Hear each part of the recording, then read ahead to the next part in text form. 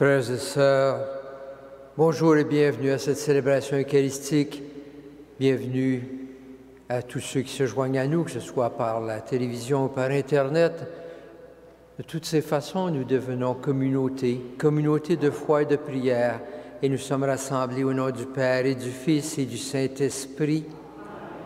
La grâce de Jésus notre Seigneur, l'amour de Dieu le Père et la communion de l'Esprit Saint soient toujours avec vous. La messe de ce matin est offerte pour Maria et Giovanni Codipietro. Au début de cette célébration, nous nous arrêtons. Nous reconnaissons que nous avons toujours besoin d'un Dieu d'amour et de pardon, que sa miséricorde vienne sur nous. Seigneur Jésus, tu nous révèles un Dieu qui nous aime passionnément. Pardonne-nous nos manques de foi et prends pitié de nous. Ô Christ, par ta mort et ta résurrection, tu nous fais entrer dans le mouvement d'amour de Dieu. Pardonne-nous nos manques d'espérance et prends pitié de nous. Seigneur, tu nous montres jusqu'où va l'amour de nos sœurs et de nos frères. Pardonne-nous nos manques d'amour et prends pitié de nous. Que Dieu Tout-Puissant nous fasse miséricorde, qu'il nous pardonne nos péchés et nous conduise à la vie éternelle. Prions le Seigneur. Dieu qui est bon et tout-puissant, éloigne de nous tout ce qui nous arrête, afin que sans aucune entrave, ni d'esprit ni de corps, nous soyons libres pour accomplir ta volonté. Par Jésus-Christ notre Seigneur, qui vit et règne avec toi dans l'unité du Saint-Esprit pour les siècles des siècles.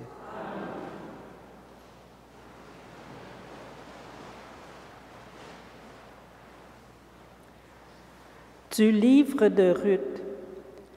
À l'époque où gouvernaient les juges, il y eut une famine dans le pays.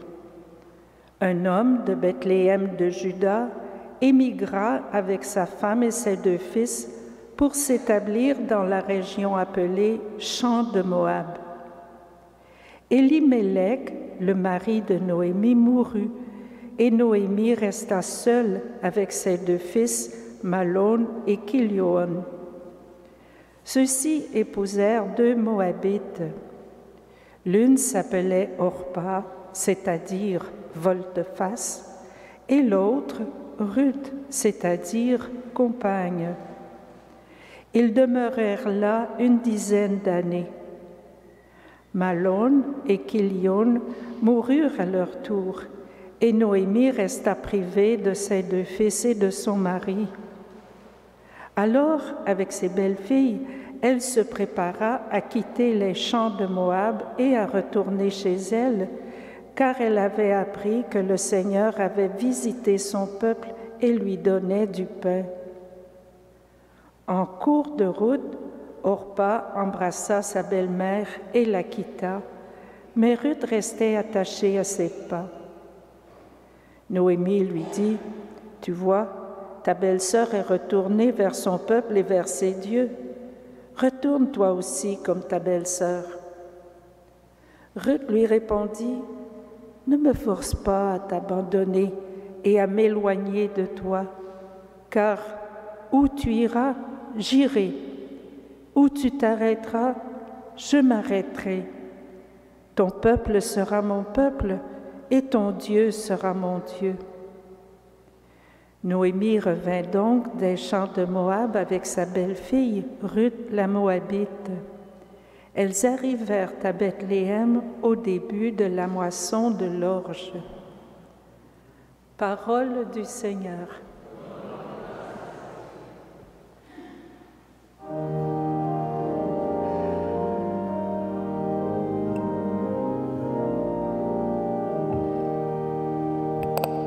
Chante le Seigneur, ô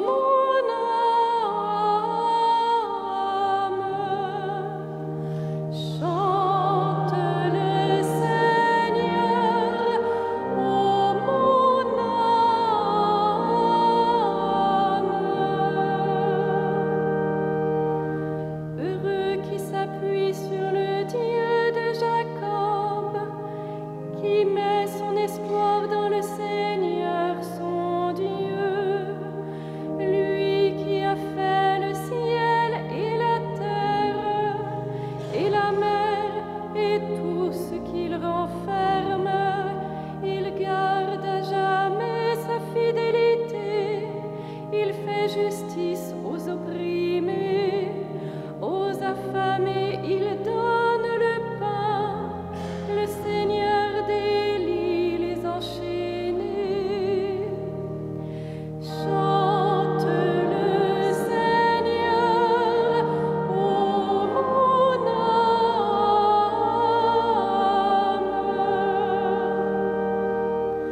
Le Seigneur ouvre les yeux des aveugles, le Seigneur redresse les accablés.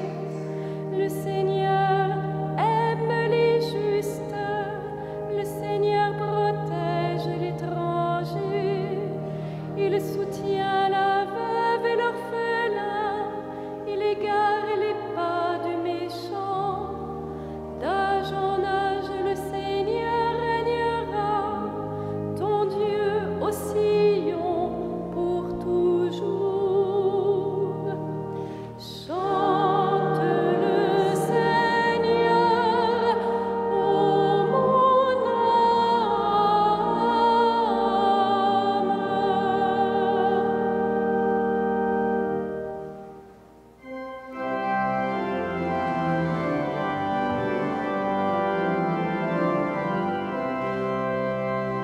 Alléluia, Alléluia, Alléluia.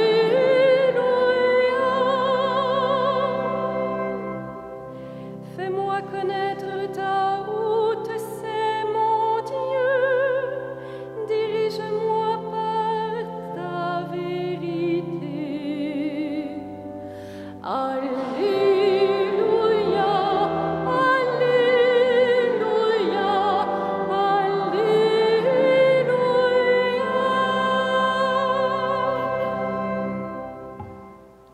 Le Seigneur soit avec vous. Et avec votre esprit. Évangile de Jésus-Christ selon saint Matthieu.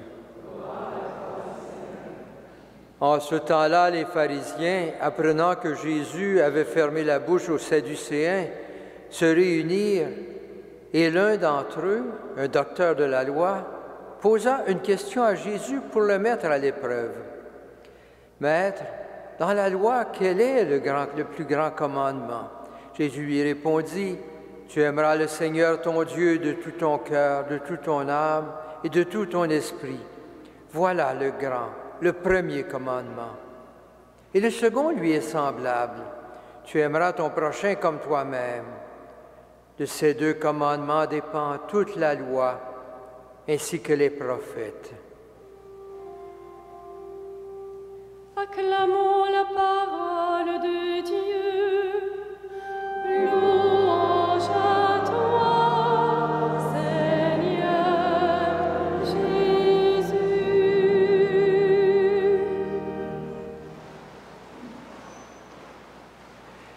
Frères et sœurs, cette réponse que Jésus fait aux scribes des pharisiens demeure une phrase fondamentale qui définit dans son essence la ligne de conduite de Jésus lui-même et la ligne de conduite à suivre.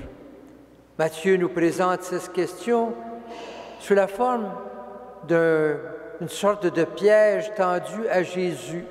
Les pharisiens voulaient comprendre et, si possible, mettre à l'épreuve Jésus. Peut-être une façon de le mettre en contradiction avec des règles anciennes, des lois anciennes. Qu'est-ce que Jésus a à dire? Jésus ira justement chercher dans les livres sacrés connus de tous, dans ces 5 premiers livres de la Bible, le Pentateuque, ces livres que personne n'oserait remettre en question. Jésus va donc dans ces livres-là pour aller chercher la réponse. La première règle était sans doute la mieux connue. Il n'y a rien de surprenant, tout bon juif connaissait cette première règle. Elle faisait partie de ces textes que tout juif apprenait en bas âge. Il est pris du livre du Deutéronome. Ce texte débutait en fait par un rappel au peuple à se mettre à l'écoute.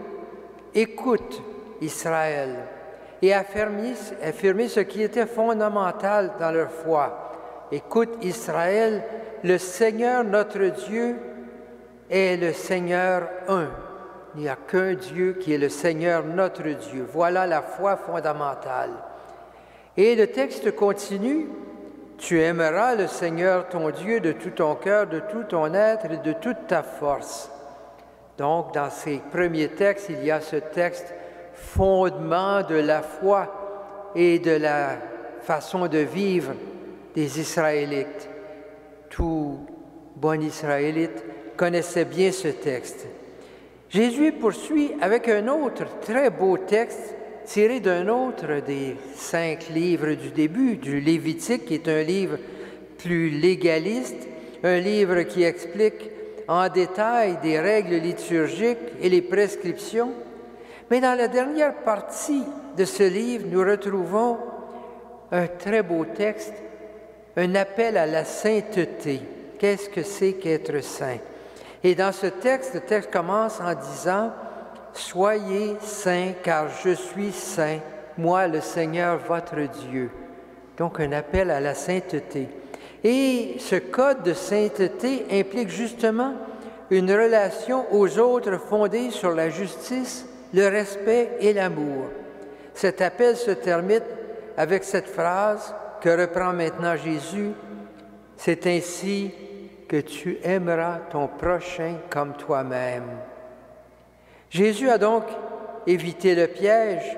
Les scribes et les pharisiens reconnaissent dans le commandement de l'amour de Dieu, le commandement fondamental.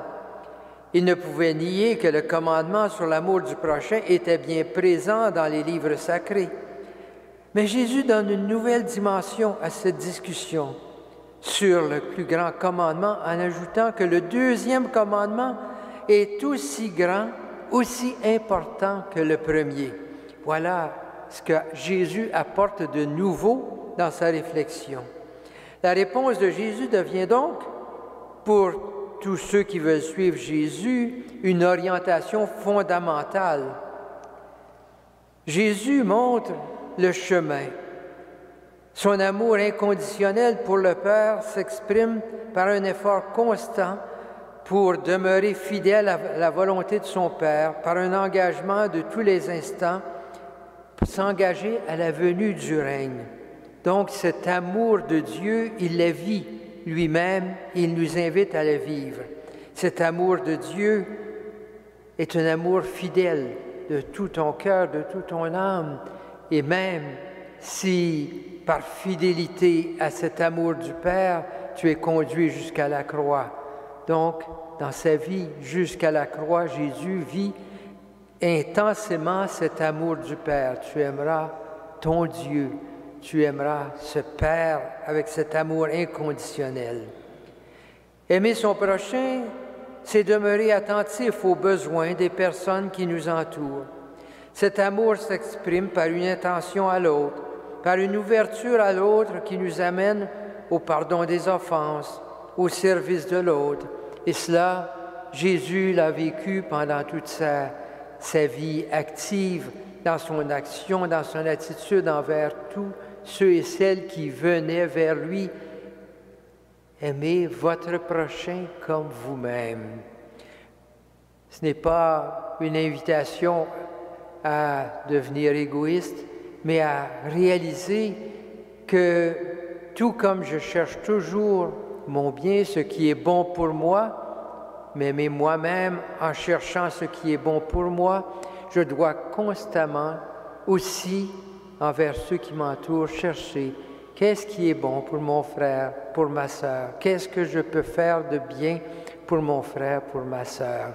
Voilà ce commandement qui est exprimé par la façon de vivre de Jésus et par son invitation à aimer notre prochain comme nous-mêmes. Et toute la vie chrétienne est une longue marche où nous apprenons, avec la grâce de Dieu, à laisser cet amour de Dieu et du prochain pénétrer profondément dans notre vie. Je dirais que notre vie est une marche, un pèlerinage pour que cet amour transforme et pénètre chaque fibre de notre vie. L'amour de Dieu, l'amour du prochain. un pèlerinage jamais complètement achevé, nous apprenons jour après jour à nous laisser transformer par ce Dieu d'amour pour que cet amour dans notre vie devienne constant, pour que nous sachions à chaque jour un peu plus, un peu mieux, ce que signifie aimer Dieu par-dessus tout et aimer notre prochain comme nous-mêmes. C'est avec la grâce de Dieu que nous y arrivons jour après jour. Continuons notre route.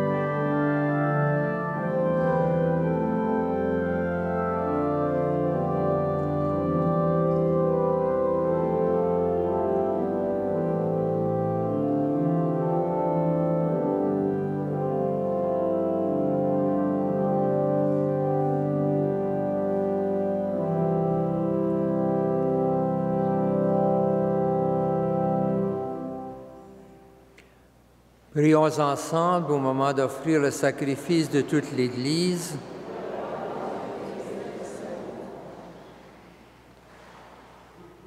Sur les offrandes que nous te présentons, Seigneur, jette un regard de pardon et de paix. Qu'en célébrant la passion de ton Fils, nous entrions de tout cœur dans son mystère, lui qui règne avec toi pour les siècles des siècles. Amen.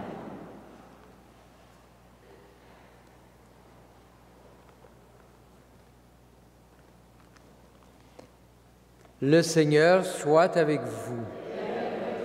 Élevons notre cœur. Rendons grâce au Seigneur notre Dieu. Vraiment, il est juste et bon de te rendre gloire, de t'offrir notre action de grâce, toujours et en tout lieu. À toi, Père très saint, Dieu éternel et tout-puissant, tu n'as pas besoin de notre louange, et pourtant, c'est toi qui nous inspires de te rendre grâce. Nos chants n'ajoutent rien à ce que tu es, mais ils nous rapprochent de toi par le Christ notre Seigneur, lui par qui la terre et le ciel, avec les anges et les archanges, ne cessent de t'acclamer en chantant.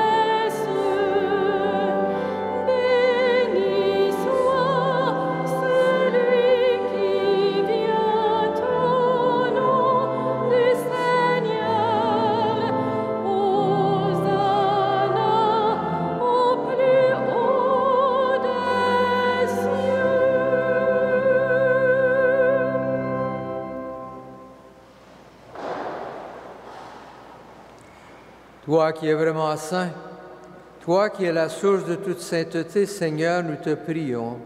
Sanctifie ces offrandes en répandant sur elles ton esprit, qu'elles deviennent pour nous le corps et le sang de Jésus, le Christ notre Seigneur. Au moment d'être livré et d'entrer librement dans sa passion, il prit le pain et rendit grâce.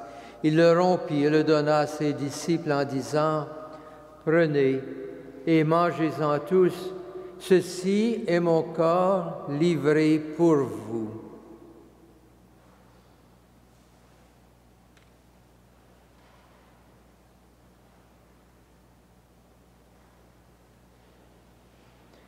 De même, à la fin du repas, il prit la coupe de nouveau et rendit grâce, et la donna à ses disciples en disant, « Prenez et buvez-en tous, car ceci est la coupe de mon sang, le sang de l'alliance nouvelle et éternelle, qui sera versé pour vous et pour la multitude en rémission des péchés. Vous ferez cela en mémoire de moi. »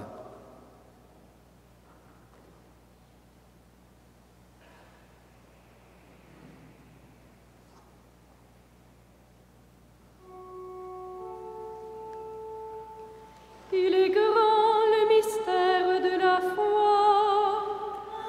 Nous proclamons ta mort, Seigneur Jésus. Nous célébrons ta résurrection. Nous attendons ta venue dans la gloire.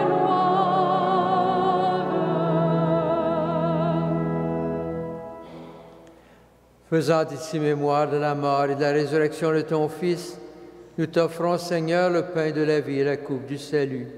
Et nous te rendons grâce, car tu nous as choisis pour servir en ta présence. Humblement, nous te demandons qu'en ayant part au corps et au sang du Christ, nous soyons rassemblés par l'Esprit Saint en un seul corps. Souviens-toi, Seigneur, de ton Église répandue à travers le monde. Fais-la grandir en ta charité, avec le pape François, notre évêque Christian et ses auxiliaires, Thomas et Alain, et toutes les personnes qui ont charge de ton peuple. Souviens-toi aussi de nos sœurs, de nos frères qui se sont endormis dans l'espérance de la résurrection et de toutes les personnes qui ont quitté cette vie. Reçois-les dans ta lumière auprès de toi. Sur nous tous enfin, sur ceux et celles qui se confient à nos prières, nous implorons ta bonté. Permets qu'avec la Vierge Marie, la bienheureuse Mère de Dieu, avec Saint Joseph, son époux, avec les apôtres, avec Saint Louis de France, Saint Frère André, les saints de tous les temps qui ont vécu dans ton amitié, nous ayons part à la vie éternelle et que nous chantions ta louange par Jésus-Christ, ton Fils bien-aimé. Par lui, avec lui et en lui, à toi, Dieu le Père Tout-Puissant, dans l'unité du Saint-Esprit, tout honneur et toute gloire pour les siècles des siècles. Amen. Unis dans un même esprit et rassemblés autour de la table du Seigneur, prions Dieu notre Père avec les paroles que Jésus nous a données. Notre Père qui es aux cieux, que ton nom soit sanctifié, que ton règne vienne, que ta volonté soit faite sur la terre comme au ciel. Donne-nous aujourd'hui notre pain de ce jour. Pardonne-nous nos offenses, comme nous pardonnons aussi à ceux qui nous ont offensés. Et ne nous soumets pas à la tentation, mais délivre-nous du mal. Délivre-nous de tout mal, Seigneur, et donne la paix à notre temps. Par ta miséricorde, libère-nous du péché. Rassure-nous devant les épreuves en cette vie, où nous espérons le bonheur que tu promets, et l'avènement de Jésus-Christ, notre Sauveur. La puissance et la gloire pour les siècles des siècles. Seigneur Jésus-Christ, tu as dit à tes apôtres, je vous laisse la paix, je vous donne ma paix. Ne regarde pas nos péchés, mais la foi de ton Église, pour que ta volonté s'accomplisse. Donne-lui toujours cette paix et conduis-la vers l'unité parfaite, toi qui règnes pour les siècles des siècles. Que la paix du Seigneur soit toujours avec vous.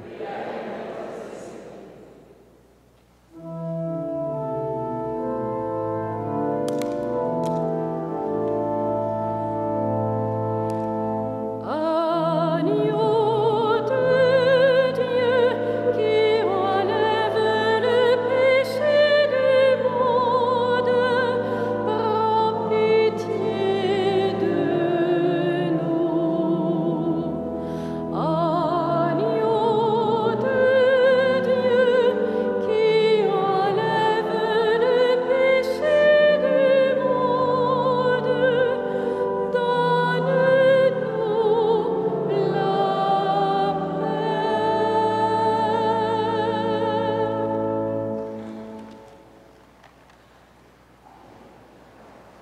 Heureux les invités au repas du Seigneur. Voici l'agneau de Dieu qui enlève le péché du monde. Seigneur, je ne suis pas digne de te recevoir, mais dis seulement une parole et je serai.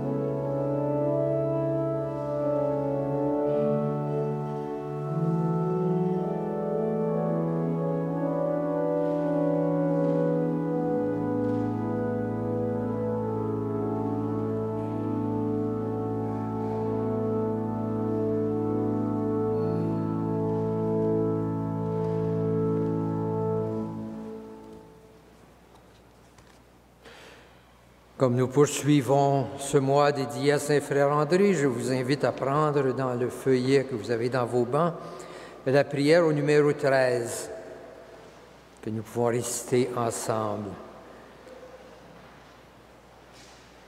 Seigneur, nous te remercions pour cet héritage précieux que nous a légué Saint-Frère André.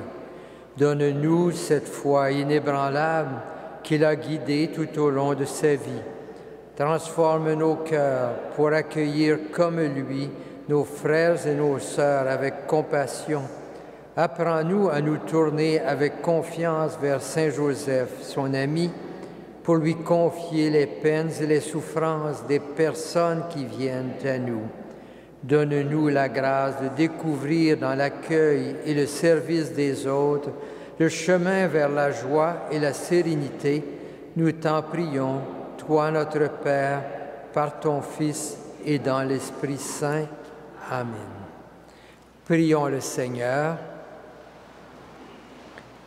Fortifiés par cette nourriture sainte, nous t'adressons, Seigneur, nos actions de grâce et nous implorons ta miséricorde.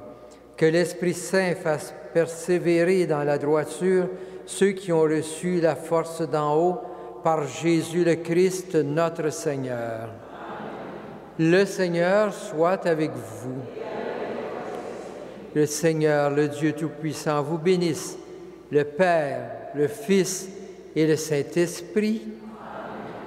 Frères et sœurs, que Saint Joseph, Saint Frère André vous accompagne sur ce chemin de l'amour. Allez dans la paix et dans la joie du Christ.